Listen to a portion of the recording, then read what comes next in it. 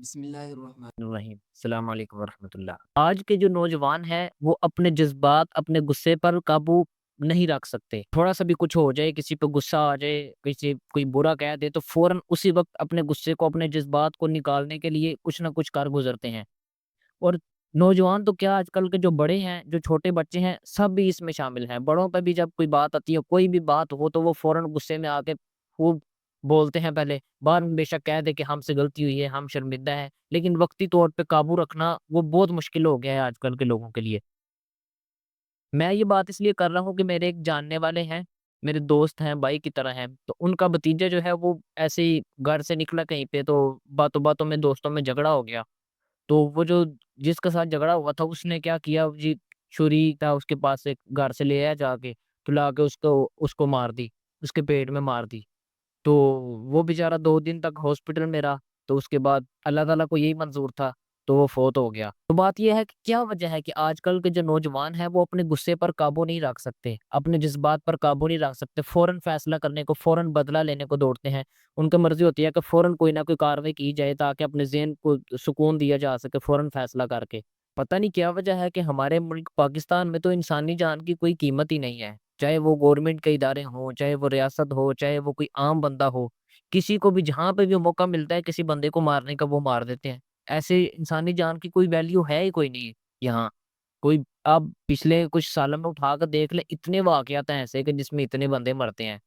تو مطلب ایسے ہے بندہ مرنا، یہاں بندے کو مارنا ایسے ہے اس ملک میں کہ جیسے ایک نارمل سی چیز ہے۔ انسانی جان جو ہے وہ لینا کوئی بڑی بات نہیں ہے، خیر ہے مر گیا تو کوئی بات نہیں۔ مطلب بے گناہ کی بات کر رہا ہوں، جو قصوروار ہے، جس کا مرنا بنتا ہے، جس نے گناہ کیا ہے اس کو تو مرنا ہی چاہیے۔ جیسے ہمارا ادارہ ہے CCD کو، جو کوئی قصور کرتا ہے، گناہ کرتا ہے، اس کو مار دیتا ہے، ٹھیک ہے، اس کا مرنے میں کوئی مسئلہ نہیں ہے۔ لیکن جو بے قصور ہے اس کا مرنا، وہ تو اس کی جان کی، تو کہتے ہیں کہ آپ صلی اللہ علیہ وسلم نے فرمایا کہ ایک بے گناہ کا قتل جو ہے وہ پوری انسانیت کا قتل ہے۔ تو یہ کیسے ممکن ہے کہ آپ جب چاہے، جب جس کا دل کرے، چھوٹا سا جھگڑا ہو، کچھ بھی ہو، وہ پکڑ کے بندے کو مار دیتے ہیں؟ تو یہ پتہ نہیں یہ کیسے یہاں آج کل کے جوانوں میں یہ بات آ گئی ہے کہ کچھ بھی ہو تو اس کا حل یہی ہے کہ آگے سے لڑائی کرو، آگے سے جھگڑا کرو۔ پچھلے دنوں جو خبر تھی ایک، کہ وہ ریڈی والا، وہ کیلے والی ریڈی سی، ادھر جو جھگڑا ہوا تھا کہ وہ ایک بندے نے اس کو کہا کہ کیلے لیے، تو اس کے پاس پیسے پورے نہیں تھے، بڑا نوٹ تھا 5,000 کا، اس نے وہ دیا، اس نے کہا نہیں مجھے تھوڑے پیسے دو، 130 روپے دو۔ تو اس نے کہا میرے پاس 100 ہی ہے، تو ایسا کرو تم 100 کے دے دو۔ تو اس نے کہا جب آپ کے پاس پیسے کھلے نہیں ہیں تو لینے کیوں آئے ہو؟ تو اس بات پہ جھگڑا ہوا۔ تو وہ اس بندے نے تھوڑا سا جھگڑا منہ ماری ہوئی تو بات بڑھ گئی، تو ایک تھپڑ مار دیا اس ریڈی والے کو۔